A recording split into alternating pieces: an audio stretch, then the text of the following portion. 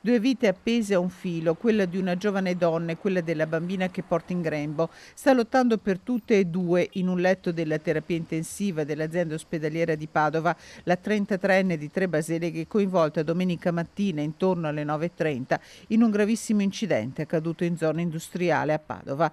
Viaggiava nell'auto condotta dal compagno di 28 anni, diretta con lui dalla famiglia per il pranzo di Pasqua, quando il veicolo è sbandato in corso Stati Uniti all'altezza della rotatoria con via Messico. Una scena straziante quella che si è presentata ai soccorritori.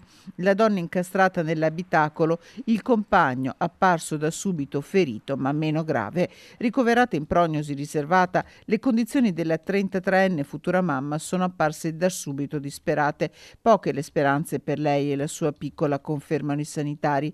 Nel frattempo continuano le indagini condotte dalla polizia locale di Padova, una fuoriuscita autonoma, quella che ha coinvolto i due giovani, tra gli accertamenti in corso anche quello sulla velocità dell'auto.